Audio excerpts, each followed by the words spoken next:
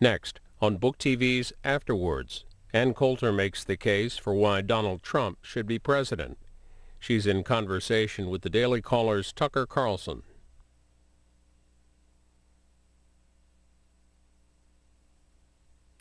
So Ann Coulter, you are an author, you're a columnist, but you're also, and maybe primarily in the minds of most people, a TV person. People know you from television. And I think the assumption is that TV people don't write their own books. They have minions to do that. You're offended by this idea. No, I think it's an excellent assumption in pretty much every case but mine. And by the way, if you've turned on TV in the last year, you haven't seen me. No, Trump supporters you don't see too much of. But yeah, I mean, they're usually right, and I wish that were better understood. I've told New York Times reporters who mostly hate me, but I've always said to them, because, you know, they have the bestsellers list, fiction, nonfiction, paperback, hardcover. I want a separate section for authors who have written their own books. And that is one thing every New York Times reporter agrees with me on, because they are at least writers. They may be, you know, Satanists, but they're writers.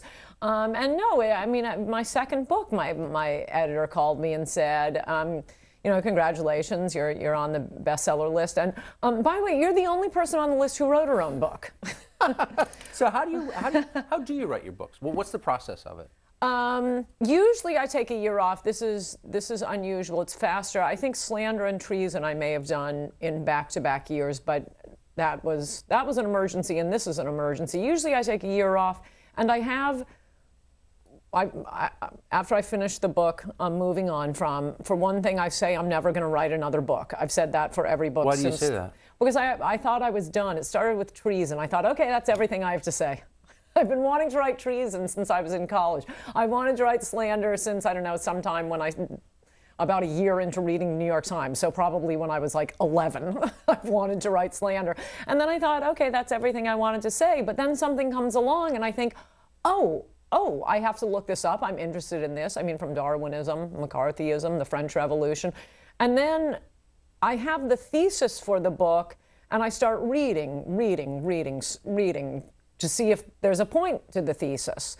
And I've dropped some ideas for books. In fact, that's how I ended up writing Adios America. That's not originally what it was going to be about. That was going to be one chapter. I'd already written a couple of chapters for that book. And it wasn't that it wasn't a good idea.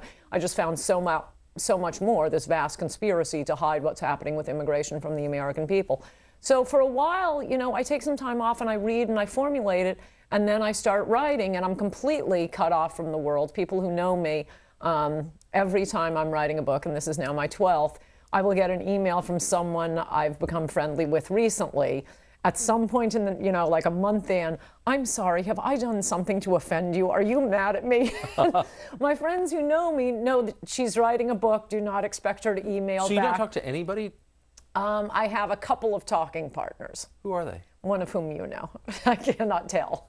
So what does that consist of? Do you run your story ideas by them? Do you read chapters to them? Do you send them stuff that you're working on? Just chit-chat. Huh. That's really all it is. I'm trying to think, can I ever force... I mean, I guess there are about 3. And what makes a good chit-chat partner when you're writing a book? Well, if I can maneuver the conversation around to something I'm writing about, unfortunately with actually all of them, that's very difficult to do. I'll have to listen to, you know, 20 minutes on, you know, him calling the appliance repair man before I can work the conversation to whatever Trump said that day or whatever it is I want to talk about. But a lot of it is just talking ideas out when I can get to that part of the conversation. And that's fun, and that gets me going. Do I ever get them to listen to me read portions of it? That's way harder. Yeah. A lot of kicking and screaming, which really annoys me. Do you like the process of writing a book, or is it too solitary? Love it. You do? I love it. I love it. In fact, people used to ask me, because I like doing TV too, but and radio, and I like giving speeches. So I used to never be able to remember which do I like more, TV, writing, or which of these. And when I was writing, it was either demonic. I think it was demonic. I was so happy every single day. I love the research. Also, I don't have to wake up to an alarm clock. I sleep until I wake up. I do whatever I want all day. And luckily, and this is why I think my books are fun, because I get bored easily. So I only read about stuff and write about stuff that's interesting. I mean, the French Revolution is really interesting, and it's been hidden from us our entire lives. The lessons are too powerful. We can't handle it. Yes. So it was totally fun, and it's not an assignment. Nobody's telling me you must write about the French Revolution. I just read all this fun stuff and find more fun stuff, and I love the research part of it. I loved tracking down how the media is hiding stuff on, not only the media, but the government, hiding true and important information from us about immigration. And obviously the Trump book, which is unusual in a few ways compared to my other books, but that was most of that research was just watching Trump. So you said this, you banged this out quickly. How long did this take? Well, I had the idea in January. I was pretty sure Trump was going to be the nominee. This January. Wow. So started talking about it. I mean, definitely the January before, I probably thought of Trump what the Never Trumpers think of him now. Right. It wasn't until that Mexican rapist speech that he won my heart forever. But still, the primaries were going on. And so even though I was talking about it with my agent, I forget when I was talking about it with publishers, but I had the idea, and various people seemed to like the idea. I couldn't really seriously force myself to start writing it until Cruz conceded, so whenever that was. So April-ish. Yeah, this is a fast turnaround, which is why there are some errors in it. How long? We'll get to those. So how long did it take? So then I turned it in, I don't know, a month ago. So April, whatever it was, May, June, July, and we're in August now. That actually seems like a long time, 3 months. Oh, I can do that on one hand. That's a lot of words in a day. So what's this book about? I'm always the worst at describing what a book is about when I've just finished reading. In Trump, we trust. Do you trust Trump? E pluribus awesome. E pluribus awesome. No, I trust no one, but... You trust no one. That's a good place to start. But I do think the things I trust him on are his basic philosophy of putting America first. Yes. On trade, on immigration, on wars.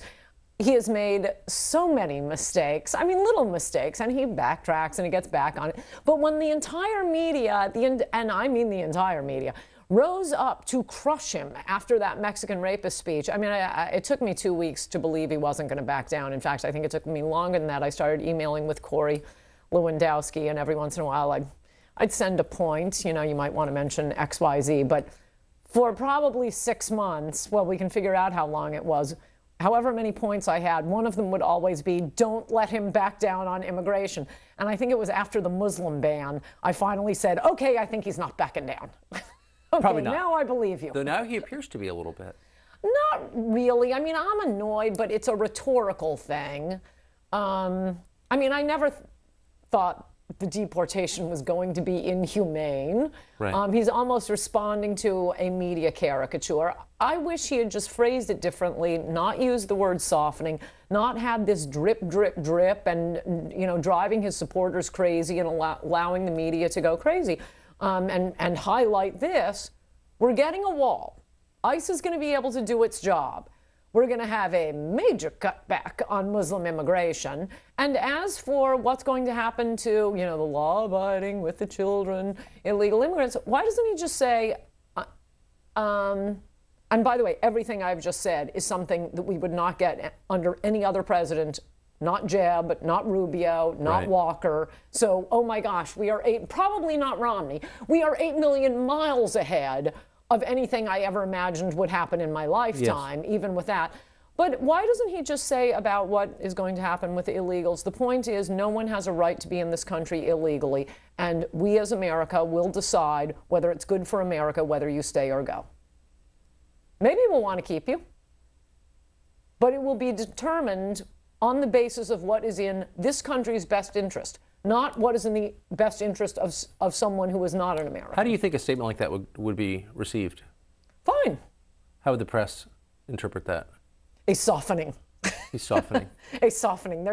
But I mean, what is it about? I guess I want to get to the question of what is it. So you live in an affluent zip code, right? Okay. And so presumably most of your neighbors are anti-Trump. A lot of the people you've known most of your life, you're from Connecticut, I'm sure, are anti-Trump. What is it about Trump that sets certain people on edge in the way that he does, do you think? Well, Washington is much worse than any other place. It's the most anti-Trump place in the world. Oh my gosh, it's existential for Washington. Yes, It's that's like true. there's something in the water. I know two people who are not anti-Trump hysterics in Washington, and I suspect that, like George Ripper in Dr. Strangelove, they're drinking rainwater and grain alcohol because, whoa, there's something going on in this town. But first of all, in two of the main cities I'm in, New York City and LA, I'd say I have, of approximately 30 of my top tier and second tier friends, immediately, all but one were 100% pro-Trump. And that's both in New York and LA. And look, to paraphrase Donald Trump, I love the uneducated, but I'm not talking about uneducated people. I'm talking about lawyers, doctors, lots of doctors, comedy writers, producers, smart, freakishly highly educated people, instantly pro-Trump. Only one in each city was anti-Trump. In Washington, it was exactly the reverse. And then in other fancy locales, well, I'll tell you, I spent Christmas in Palm Beach, and at walking around at Christmas time, and we had seen the polls at that point. I know some of the pro-Trumpers, but yeah, that town was 100%, I would say, more Jeb than Rubio, but the plutocrats were all wandering around shell-shocked, saying, I don't understand it. We were all for Jeb. The Hispanic help is all for Trump. Interesting. So why do you, here you have the richest guy ever to run for president, and rich people don't like him. What do you think that is? Well, I think it's less the rich than my experience does happen to be true. Admittedly, it's anecdotal. But I think the Washington versus Palm Beach, Beverly Hills, Manhattan actually tells us a lot. That a lot of the rich people, well, there are two categories. We'll find out which ones are patriots and which ones just want the cheap labor and want to be locusts on America, eat it dry, and then move on to the next country. We're finding out right now. But I think some of them of the plutocrats are perfectly patriotic, lovely people. They want a Republican to win. They think that's better for the country. And they've just been snowed by campaign consultants who say, okay, we got to get, Jeb is our only shot. You got to give me $1 million for Jeb. And, they're busy. They're busy making millions of dollars.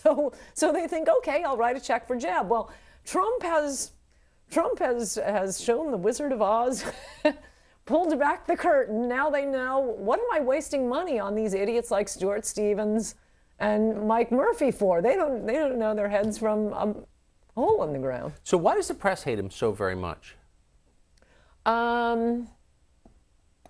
So here you have a candidate who says, and look, I think there are a lot of reasons to be concerned about Trump. Right. But here you have a candidate who at least says, I'm here to represent the middle class, people without a voice. I'm against a rigged system. And traditionally you think of the press as being kind of a populist institution on behalf of the people against the powerful. That's what they tell themselves and the rest of us. And yet, almost to a person, they've come out against Trump in a various sort of way. Why? Yes. What is that about? Part of it is what we were just describing, the who benefits from not only illegal immigration, but a lot of low-wage legal immigration. Yes. Well, wealthy people do. They get cheap gardeners, cheap maids, and the gardeners and the maids don't live in their neighborhoods. They live out in the suburbs. So it's other people's emergency rooms that are being, bankrupted. It's other people's schools that can't have, pageants anymore because they're spending all their money on English as a second language classes. The media is part of that elite, which is just utterly self-centered, self-interested, forcing the middle class to subsidize their cheap labor. But the other part of it is, and that's the political part, which is probably what drives them the most crazy, the left was just on the verge of total hegemony. It started with Teddy Kennedy's 1965 Immigration Act. Obama put it into overdrive. Clinton started to put it into overdrive, but whoa, Obama left Clinton in the dust with all of the... Bush didn't slow it down much. Bush didn't slow it down, right. But with Obama, man, he's flying them in from Central America. And putting them, I mean, I think Daily Caller has written about it. I know I've read various articles about it, putting all of these third world immigrants in the states they need to flip blue. Right. So, the long-term plan of the Kennedy Democrats was, over time, we bring in 1 million immigrants a year, 90% from the third world, 80% vote for the Democrats. 50 years, we'll have an unbeatable majority. Suddenly, they're looking at it next year. They're on the cusp of winning, and along comes Trump and says he's going to shut it down.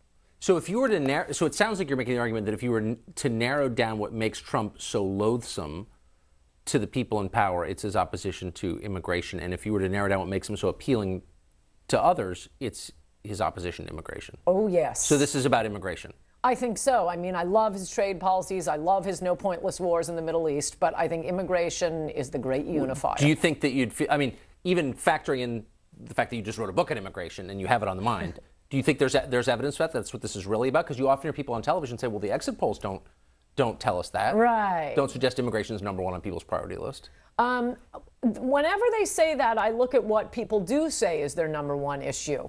And it's always things like jobs, terrorism, right? Cultural changes. They're all synonyms for immigration. And also, I mean, Americans are nice people. I think they have the sense, especially with the media telling them this, that if they say it's immigration, it's as if they're saying something mean about immigrants. Right. And they're nice people. We like immigrants. And as Trump always says, he loves Hispanics. That was my favorite tweet. I think it's the Hispanics, but yeah. That was of all the things he's done other than the Mexican rapist speech. You like the Taco Bowl tweet? Oh my gosh, that was so making fun of multiculturalism. It was hilarious. I screamed when I read it. I love Hispanics. Having a Taco Bowl salad at the Trump Tower. So, I mean, it sounds like you appreciate the performance art element to this campaign. I do. I don't think that's why people are voting for him, but he is very funny. He is very politically incorrect. There's a big appeal to the political correctness. I mean, you know Trump, and you've been following this closely. What percentage would you, off the top of your head, would you say of his statements are ironic, sarcastic, designed for their shock value, to amuse him? Like when he says, McCain got captured and he got a medal. There are a lot of people who didn't get captured wear their medals. Was that serious, do you think, or was he? In fact, I write about it in the book at one point. I think that was lied about. He was angry and he was lashing out, and he deserved to be angry and lashing out. What I wrote about that, as well as the attack on the disabled reporter. I wouldn't say either of them were ironic or sarcastic, but I think they were both lied about, and I think he was justified in both cases. And to take the McCain case, I mean, these poor Arizonans, they have been so overwhelmed with illegal immigration, with, girls being raped, cattle being slaughtered, their fences knocked down. They've just been overwhelmed with illegal immigration, begging the federal government to do something. The federal government will not do anything. They had that famous, what, as the media called it, the Papers, Please law, which required what has been required of immigrants since 1940. So I guess we've been living in a Nazi state since 1940. Immigrants are required to carry their papers on them. So that was required for Arizona. It was attacked by all the Bush people as unconstitutional and so outrageous that if the law was an Arizona state trooper or policeman, if they're in the process of arresting someone, if they suspect him to be an illegal alien, may ask for his immigration papers. Right. And oh my gosh, do you remember how that was denounced for high and low? It was upheld by the Supreme Court. You ever get the footnote on whatever happened with that Lindsey Graham, the big constitutional scholar Lindsey Graham called unconstitutional? No, of course it was upheld as constitutional. It was written by Chris Kobach. It was constitutional.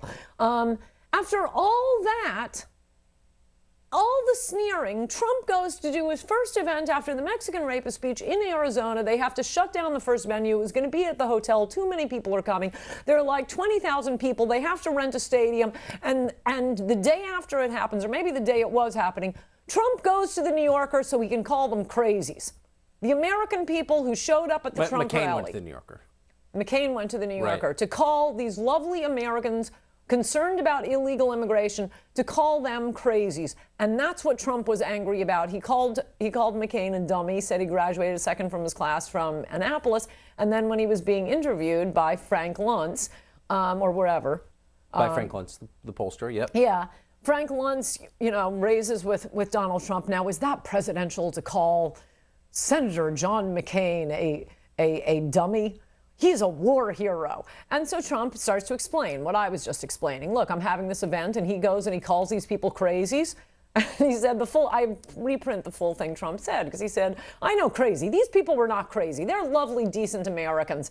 And in the middle of Trump explaining this, Luntz interrupts him to say, but he's a war hero. He's a war hero.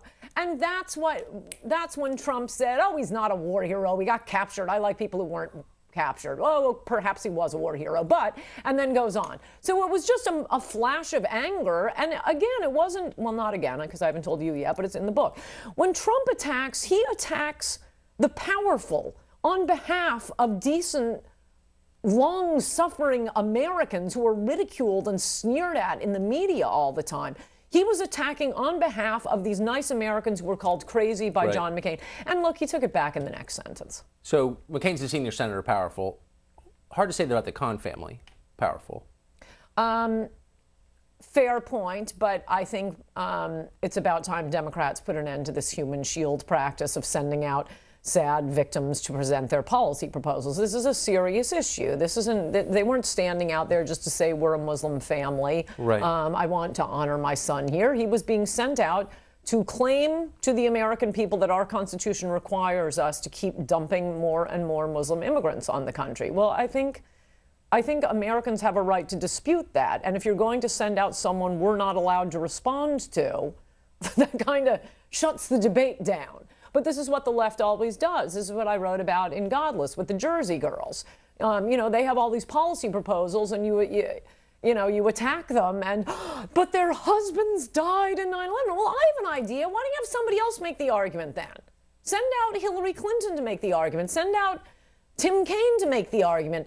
Don't send out an angry Muslim we're not allowed to respond to, waving our Constitution at us and claiming, absurdly, it requires us to keep admitting Muslim immigrants. I mean, I think most Americans do not know this, we've admitted more Muslim immigrants after 9/11 than before 9/11. Well, of course. You knew that was going to happen. We admit more Muslim immigrants, or more immigrants from Muslim countries than immigrants from the entire British Isles. Yes. After San Bernardino, Boston Marathon, 9/11 itself, Orlando. This is an important public policy that I think Americans have a right to discuss. And, Democrats are going to find some orphan to send out their argument because, you can't respond. So to what extent does the average American have any influence over immigration policy? Well, a lot this November. This is it. Is there polling on this? Is there polling on the level of knowledge the average person had about who's coming in and in what numbers before this election? It's a lot more prominent now. Thank you, Donald Trump. I don't remember this being Never. A public debate. No.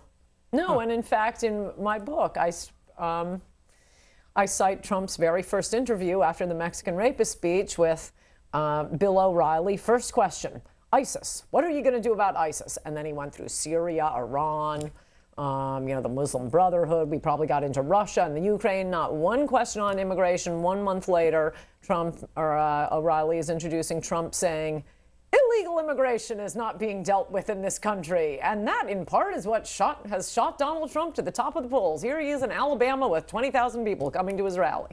So if you care about this issue, and you obviously do and you know a lot about it, aren't you concerned that Trump, whose instincts and impulses you agree with, but who's got to be on the low end of the articulate scale on this question, might wind up discrediting the ideas that you care so much about? I was worried about that at first. But no, I mean, you take the rough with the smooth. he has this boisterous, bragging personality that attracts a lot of people. People start listening because they want to be entertained, and he's very entertaining. Yes. And you're listening to him when, I mean, people are driving probably at first, 5 and 6 hours to go hear him. Probably a lot of them weren't going because they thought, he believes everything I've always wanted. Right. I want to make him president. They were going, some of them, at least in part. I mean, I think probably a lot of them liked the Mexican rapist speech as much as I did. But some of them were just going because they knew he was really entertaining. But then you're there and you hear him, you're laughing, you're having a good time. Right. It's funnier than listening to a stand-up comedian a lot of the time. And then it hits you. Wait, I agree with this guy. He's making some good points. And I think that's clearly happened on a pretty big scale. The question is, if he loses, what happens? So the victors write the histories, Right. the losers write the unread memoirs. And so, as in Prop 187 in California, 20 years later, people have a completely distorted view of what actually happened. So if Trump loses, won't the message from everyone in Washington, Republican and Democrat, be, see, this is what happens when you run on immigration. It's a hateful subject inherently. Never do that again. Shut up and obey. I don't think so, and I don't think it will matter because, and I'll get to the I don't think so point first, or second. If Trump loses, the country's finished. What you do, what I do, Fox News, talk radio, I guess you can still do your campus stuff, but the country's finished. The country becomes California because Hillary has said she's granting amnesty to, it's not 11 million, it's at least 30, probably 40 million, maybe as many as 50 or 60 million illegal aliens. Where do you She's get that going to number? grant them. Well, it's in my last book, Adios America. Right, but for those who haven't read it, explain how that We've works. been saying 11 million. For one thing, you should be suspicious when we've been hearing 11 million for more than a decade now. How can that be? We haven't gotten one more illegal alien. And all of the estimates that say 11 million are based on the census, which asks people, are you here legally? And many people thought that perhaps having, struggled across the desert, risked death, broken many laws, stolen ID to get here, illegal immigrants might not be filling out government surveys accurately. So first, some Bear Stearns analysts who are advising people about something important, their money, they said this is insane. We can't trust any of these. And all the groups come to the same 11 million because they're all using the census report. So they're starting with the same bad input. So what the two Bear Stearns analysts looked at were, well, a lot of things, but two of the big ones were remittances of money back to Mexico. Yes. And they looked at illegal alien hotspots where it's known that there are illegal aliens, certain towns in New Jersey and other places, and looked at school enrollments and housing permits, among other things. But it was a massive, intensive study, and on the basis of that, they determined, I think it was 20 million, and this was more than a decade ago. And then there are these two, I think it's Bartlett and Steele, these two famous investigative reporters. They've won Pulitzer Prizes for Vanity Fair, Time Magazine. They spent a year investigating illegal immigration also a decade ago, about a year after the Bear Stearns report. They were down at the border. They were interviewing people, Border Patrol, this, that, the other thing. 1 year they spent doing this, and they estimated that 3 million illegal aliens were coming in per year. So if you start with the 20 million, and then you assume it's only a third of that 3 million were coming in for the next 10 years. We're already at 30 million. Wow. It's very, and then. So we're hovering a little less than 10% of the population at that point. Oh yes, and it may seem strange in the Northeast. That does not seem strange at all in the Southwest. Okay, so I interrupt you. So the first reason that you say the country will not recover is because of immigration and legalization of people here illegally. Yeah, that's it. That's democracy committing suicide. Hillary wants to more than quadruple the number of Muslim refugees. And I think a lot of conservative media think, oh, that's great. If Hillary's elected, we're going to make more money. Well, no, if you can't win a game anymore, ask people how interested they are in, local Los Angeles politics. Yeah. Not that interesting anymore. Right. When all you do is lose, lose, lose, and lose. So I do think the country is over, and I'm sorry for those of you with children, or those of you who need jobs, or those of you who came here because you wanted to live in America, because it's going to be over. John Adams said all democracies commit suicide, and if Hillary is elected, it's this democracy committing suicide. I don't think there's any point in politics. I'll start writing mysteries. So what does the country become at that point? Brazil. Huh. With a Tower of Babel, California, what will happen is the president of Indonesia said this in an interview, I think with the Financial Times about a decade ago. It's a somewhat famous quote among the immigration restrictionists like myself. I forget his name, but it was a famous quote. He said, was describing, I don't know why he had blocked immigration to, I think it was, maybe it was Singapore. In any event, he said, what happens in a multicultural society is not, people don't, split off and vote by political party, they vote by ethnic group. And that's what's happening in California. It's not Nancy Pelosi Democrats versus Chuck Rangel Democrats. It's Hispanic Democrats voting against the Asian Democrats. Suddenly it becomes very, very, very racialized. Right. And it's sad because there has never been as magnificent a country as America, and we can assimilate anyone, but not in the numbers we're taking them in. And why are we taking them in such numbers? Why aren't we even trying to assimilate them?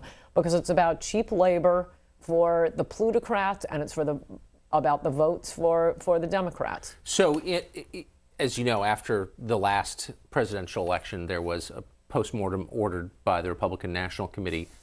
And maybe the central conclusion was the Republican Party needs to become more competitive among these emergent groups and broaden its appeal. And there's great bitterness on the part of the Republican establishment, as you know, that instead of doing that, we got Donald Trump. How do you respond? They're idiots, and the faster they are thrown out of the party, the better. I mean, this is the great thing Trump did. He did addition by subtraction, get rid of these moron consultants. I really think, Republicans have... But why is that idea crazy? So this law has been in place for 50 years, as you said, the 65 Immigration Act. So, the country is demographically very different from what it was 50 years ago. Right. If you're one of the two main political parties, why wouldn't you try to increase your appeal to new Well, I don't think arrivals? they are increasing their appeal. I think Trump is increasing the appeal to Hispanics and to African Americans. The problem is they are idiots, and their idea is we'll be just like the Democrats, but offer them not as much. So we'll give you amnesty, but you can't have citizenship, and we'll have affirmative action for people we should never be having affirmative action. Affirmative action is to make up for slavery and Jim Crow. It's not just because you're not an American. And now, Harvard is filling its quotas with foreigners, with the children of foreign diplomats, dictators, warlords. That's how African Americans are losing out to those people, not just white Americans. It's madness that we have affirmative action and set-asides and all. But isn't diversity our strength? Yes, it's that's what what's his name, General Hayden said after it was the general after the Fort Hood shooting said the real tragedy in all this would be if we gave up our diversity. Well, the real tragedy might be if you got shot, actually, wouldn't it be? This is how the Marxist march through our institutions has been so successful. So you reject, just to get back to my original question, you reject that premise itself, that the Republican Party, in order to maintain the status as one of the two main parties, needs to appeal. Not quite. I think Trump is doing it in a way idiot Republicans, my ex-Republican Party, not the new, fresh, Trumpian Republican Party. Trump is doing it by saying, I'm going to bring jobs back. Yes. What I hated about my old Republican Party, and I've never seen it so clearly as with Trump, is what they should not be acknowledging this ethnic identity politics. Why should they acknowledge La Raza? I'm going to speak to you as Chinese people and as Hmong people and Korean people. No, they're Americans. They're happy. They like America. They came here. Bring the jobs back. That's the great unifier. They'd like a little less competition from all new cheap labor coming in. And that's why I liked Trump's Taco Bowl tweet. He was just making fun of the whole identifying people as ethnic groups. So that's interesting that you say that. So what do you think when Trump does that? When Trump says, the Hispanics love me, the African-American voters love me. Is he playing the same game, or is he doing it? No, I think African-American voters do love him.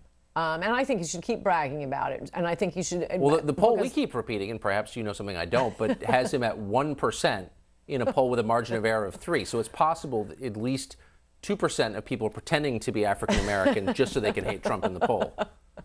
That seems pretty low. It does seem low, I admit. However, I won't be a nut and say I don't believe the polls, but I don't believe this poll. I just think, look, either the black turnout will be down, or I think Trump will get more of the black vote than any Republican since Richard Nixon, which, okay, admittedly isn't all that much, but I think he does have an appeal and on the issue of immigration. Yes. That's, I mean, they keep attacking Trump. If they're going to keep calling him racist because he says we don't want to keep bringing in illegal immigrants to take jobs from our native born, I'm sorry, I think a lot of blacks are saying damn right.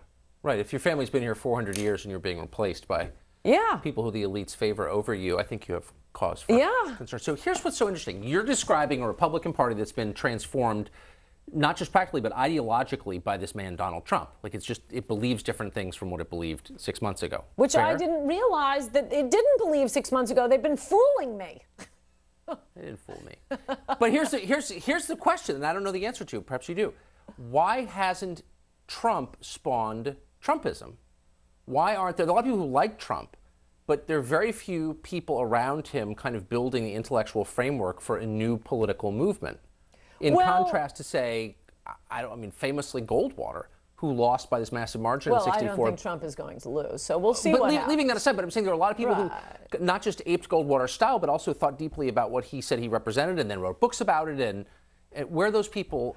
No, I think that not only does exist, and that was to your next question. I mean, I do think the country's over, so if Trump doesn't win, so it's kind of pointless to talk about. But no, I don't think the ideas will be discredited manifestly. I mean, when you have Paul Ryan coming out against the Trans-Pacific Partnership the day before his primary, after just getting a standing ovation from the Koch brothers, saying, "Don't worry, we're going to push this through," I think politicians realize what they're pushing isn't popular. When you have Hillary being protested at her own convention, and God bless those Sanders supporters, I must say I've never seen leftist hecklers whom I didn't think were morons. And it wasn't just because they were protesting Hillary. When they were interviewed afterwards on MSNBC, they were actually really articulate and giving real reasons. Yes. They said, she doesn't help the working class. I'm working class. Sanders helps the working class. Two of them talked about the Trans-Pacific Partnership and how it's sending jobs abroad. That's a real reason. It's not just, I hate the rich. And kind of sweet and sincere people based on my extensive dealings with them at rallies. No, totally nice. No one's giving you the finger. So they kind of want to convince you. And now we have Hillary pretending she opposes the TPP. Now, they're lying. I don't know how much this counts, but at least politicians are acknowledging what's popular when they know what they need to lie to the voters about. That's a good point. But why isn't there, I mean, you would think that a massive change shakes a political party really to its foundations, that you would see this wave of magazine pieces and books. We have yours, but where are the others explaining what this means? And do you fear that some people, maybe including you, are reading into Trump ideas that they want to see there when perhaps that's not what he means? No, not on the latter point. I mean, just because he has been a businessman his whole life, and by the way, what's happening this week with the softening, I mean, we've been through this a million times before. In the middle of a debate, he came out for H-1B visa workers.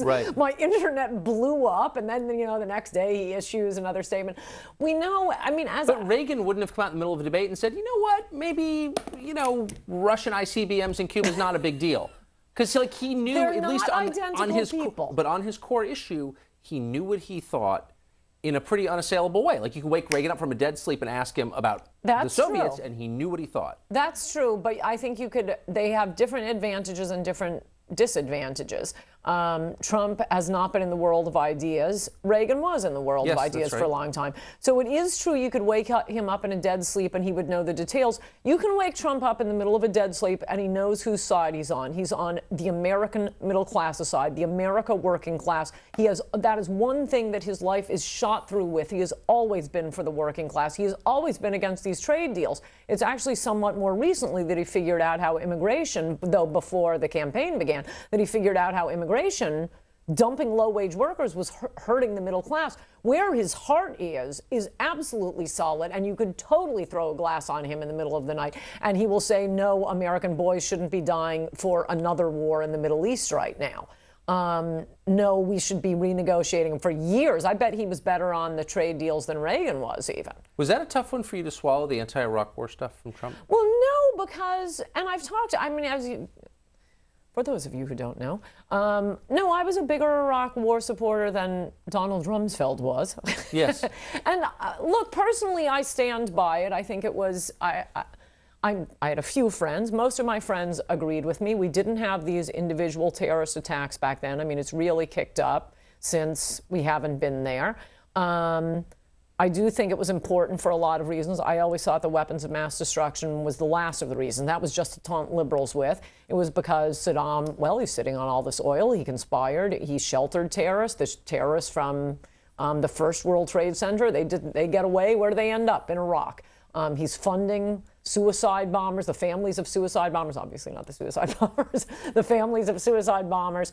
I think he was trying to get weapons of mass destruction. I mean, we found that not stockpiles, but he attempted to assassinate a former president of the United States. And it was a very educated populace led by a crazy leader. When in the Arab world, it's always one or the other. Either you have a crazy leader with basically sane people, or you have a sane leader with insane people. With Iran, you want to go for the ones where the people are basically pro-Western and educated and literate, who have a sane leader, knock their leaders out. You ought to be able to establish a democracy. Well, that was Iraq, and they were waving their purple fingers, and it was great. But then I put the blame on Barack Obama for pulling out every single last troop. You couldn't leave a few troops. No, he had to turn our victory into a defeat. But having said that, whether I'm right or the people who say this was always doomed to failure are right. Including Donald Trump. Including Donald Trump, including some of my friends, including Chris Matthews. At this point, who would do it again? I mean, that's water under the bridge. We can argue about whether it was always doomed to failure or whether it was Obama's fault from now until the end of time. Look at what has happened since then. Well, we can't argue that it's not a failure. Correct. Right. And why would you do it again? And yet, all these people I thought were my allies in the Iraq War, not any of my friends. I've been asking my friends at dinner for a few months now, and all of us, I mean, I think one or two of my friends were against the Iraq War from the beginning because they said they're ungrateful swine and it will inevitably be a disaster. Yes. There's no point to this. Okay, perhaps they had a point, or maybe I'm right, whatever, where that's a moot point, we're leaving it aside. And so your position is that's open for debate? Still? That's open for debate. Okay. Going forward, none of my friends would do it again, and we're all sitting looking at these crazed warmongers and thinking, wait, everything they were accusing us of that we used to laugh about, our allies actually are those people. They just want the country to be constantly at war. And part of it is the same thing with the campaign consultants. It's the only game they know. Right. Nobody cares about their opinion unless we're at war, so they always want us to be at war. So Trump wins, what happens? Oh, life will be grand. But will it be? I mean, look, the people who, this is my read, the people who oppose Trump don't simply oppose him on the issues or on his temperament, but they oppose him on the grounds that he is a threat to the country, that he's evil, that he's a bad person, and that his election will be, in effect, a fascist takeover, authoritarian takeover of the country. No, sincerely. And I think a lot of people feel that way. So could those people ever accept him as the legitimate president? Well, another moot point is whether they really believe that this is going to be a fascist takeover or if they're just hysterical because they're losing their power. No, I think it's a central point. Do you think they believe that? I don't think they believe it. I think they know they're losing their power. They're going to have to do what Marco Rubio tells the poor out of work, steel worker. Improve your education. Go back to school. Yeah, well, maybe political consultants should do that because we don't need them anymore. We don't need all these pollsters. We don't need the phony conservative media. Go back to school. Marco Rubio has a plan to help you further your education. You're just going to have to adapt the way they are always telling these poor, out-of-work, blue-collar workers. You have to adapt to the changing economy. So adapt to the changing economy, Washington. I mean, it's crazy. So you're not concerned if Trump were to get elected that you would see like an actual fracture in the country where people just said, you know what, we're not acknowledging his authority, whatever that means. They'll be hysterical and I'll enjoy it. Do you think Trump is capable of bringing some of those people over or calming their fears? Does he need to? I mean, if they're going to go around saying he's Adolf Hitler and a fascist, I think I think at some point they may have to see he's not Adolf Hitler Right. and he's not a fascist. And I think it's going to be great because he will renegotiate trade deals. I so want manufacturing to come back to this country. I really think this is, it's awful what has been done in the name of this religion of free trade. We used to have 20 million manufacturing jobs in America not that long ago, in the 80s. We're down to 11 million on a much larger population. We don't make anything in this country anymore. Think of all the jobs the wall is going to create. Rebuilding infrastructure. If Trump does nothing but renegotiate trade deals, build a wall, let ICE do its job, pretty severe damper on more Muslim immigration here, he will be the greatest president since George Washington. If he does nothing else, well, I'd like him to get rid of Obamacare. Do you think he's do you think he's interested in running the country? Yes. Okay, so it's not simply about winning. No, I don't think he would have done this. You think he wants to govern? I think he is a genuine patriot, genuinely loves the country, and I think he looked around and saw so many things going wrong that he can fix. I mean, if in that opening speech, he said something to the effect of, if we don't stop this now, it's going to be too late soon. It's going to be unsalvageable. And I don't think he said this, but I'll say this. He can fix it, and the rest of them can't. I mean, just to get back to America for Americans. Right. And then we can fight about everything else. I don't know if you noticed, I dedicated the book to Mickey Kaus, Democrat. I did notice, yes. Because I think this is the first time I'm taking that dedication back. But I think this is the first time in his life he will vote Republican. And we went to a party when I was out in LA about a month ago, down in Laguna Beach, and there were all these nice Republicans. And they came up and they knew I was bringing Mickey, and they said to me, we looked up this Mickey Kaus, and he's a liberal Democrat. And I said, yes, but he's with us on immigration. First we save America, then we'll argue with him about Obamacare. Sounds like your politics have changed.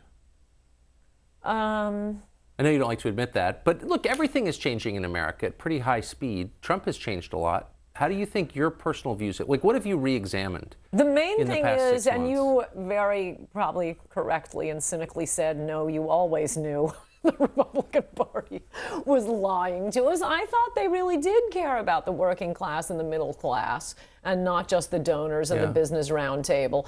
Boy, has Trump flushed them out. Yeah. I mean, I think the Republican Party was much better. In a way, there are two bad things unintentionally Ronald Reagan did to the country. One was the first amnesty, although, can we learn our lesson from that? But number two was, when I was a kid, I guess when I was in law school, this was after Reagan was president, but a lot of us we were all, as kids, for Reagan. And so a lot of young people, young right-wingers, suddenly came to Washington after Reagan, or I guess during Reagan, and there was all this young blood in Washington. And it seemed like it was going to be a great thing, because it used to be that the permanent bureaucracy, the permanent, think tanks, everyone in the city was liberal Democrat. Right. And then Republicans would come in with their, 1,000 people working in the executive branch, but everyone else in the city working against them. So it was great that you'd have all these right-wingers like Heritage Foundation and AEI and Cato and just people who have, and Washington Times. But I think that has turned out to be a curse. Why? Because I think it has become an end in itself, the organization, the party, the territorial Republican Party. Well, but is that really fair? I mean, we have all these conservative think tanks in Washington consuming billions of dollars over decades, and the net result is a country that's much more conservative than it was in the... Oh, wait. No, I guess maybe... No, maybe you do have a point. Okay, so you think... because they have a structural incentive to keep things exactly the same. And they need the donor money. Yeah. No, it's a fair point. So Reagan brought, thousands of young people to Washington. If Trump wins, is it conceivable he would do that? At least we know they'll all go home. So it's okay that no one new will come, but a lot of old people will leave. Is that what you're saying? Hopefully, yeah. This is your addition by subtraction? That you were just describing? It's hilarious. So when Trump said the other day, if I don't win, it's okay, because I'm rich and I have lots of other hobbies and interests and I'm going to go on a long vacation. Did it occur to you that maybe that might be offensive to people who are, sincerely concerned about a Hillary presidency, who watched him mow down 16 other contenders for the job, get the job, and then kind of explain, I don't really need this job? I mean, did it suggest maybe he's not as all in as No, I think he needs to be? I think he wants to be president. He wants to save the country. Okay. And we've been hearing that from the beginning. It's weird, this thing the press has been saying. And it shows you the power of propaganda and the power of the press. I mean, just a month ago, I had a friend of a friend say to me completely seriously, do you think he really wants to be president? Yes. Yes! Oh my gosh, he's given up. Well, at this point, probably over time, hundreds of millions of dollars.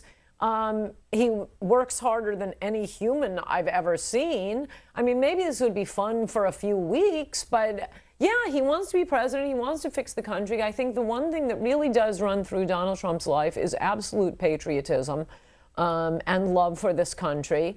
And that's why, I'm not worried about the details. He has Stephen Miller. What about Stephen Miller's was one of his chief, I think the chief policy advisor to him, formerly from Senator Sessions' office.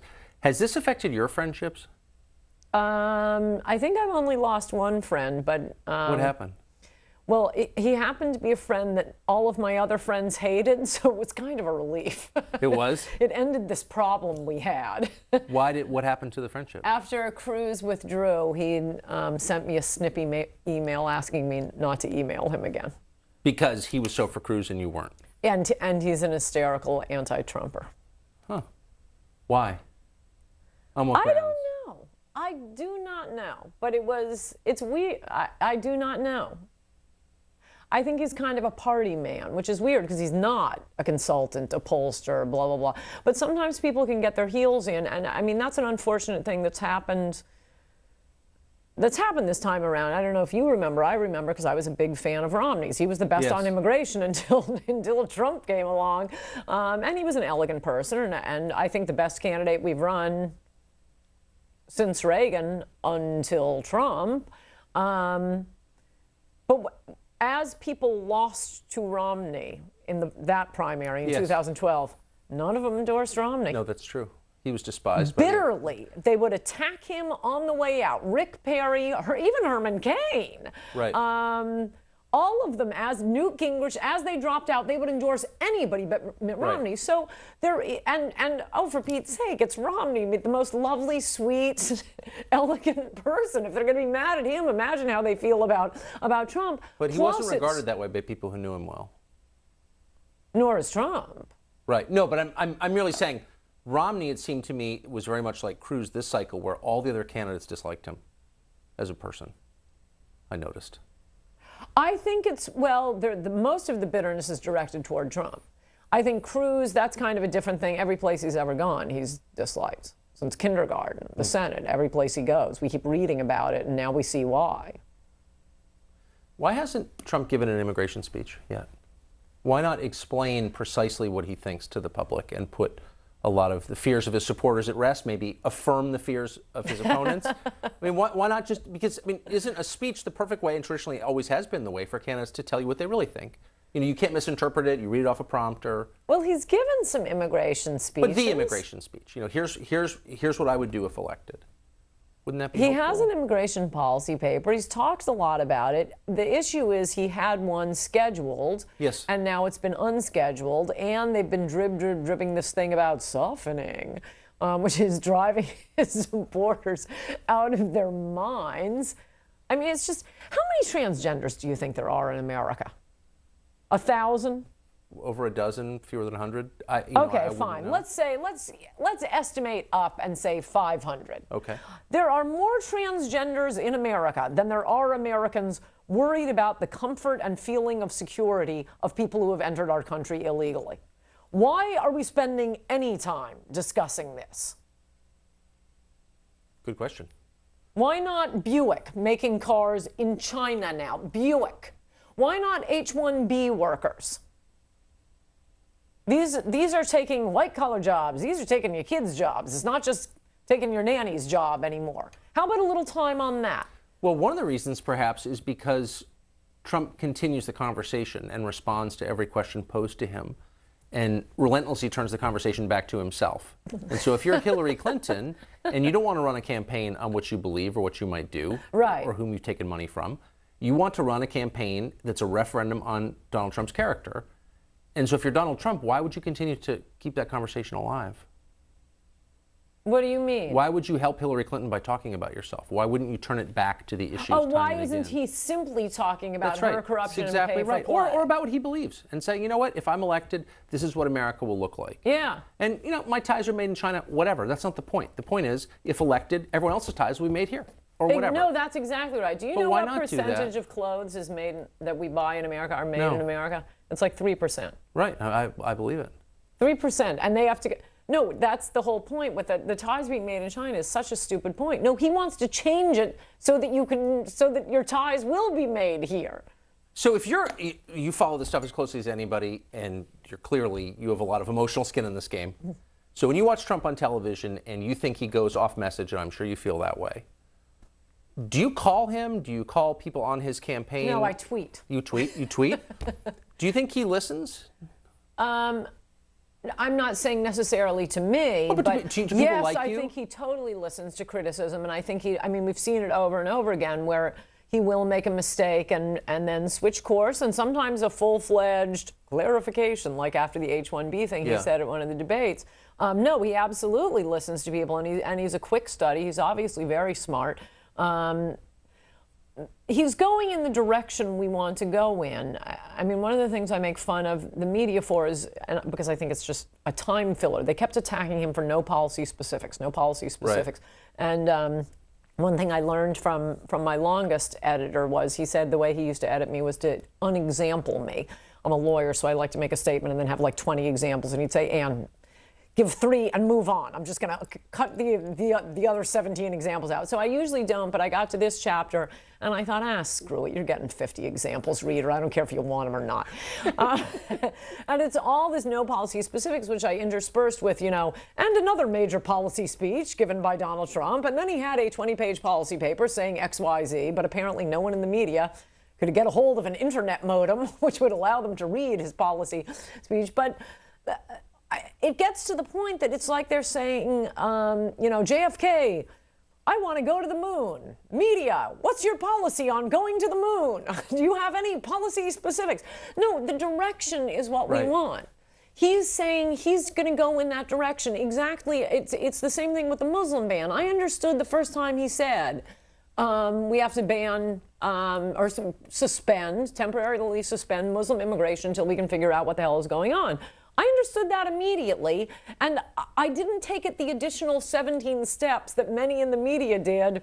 Does that mean we have to ban King Abdullah of Jordan? No, there will be a general rule and we'll make exceptions. I understood that. You have to explain these things in such detail to liberals.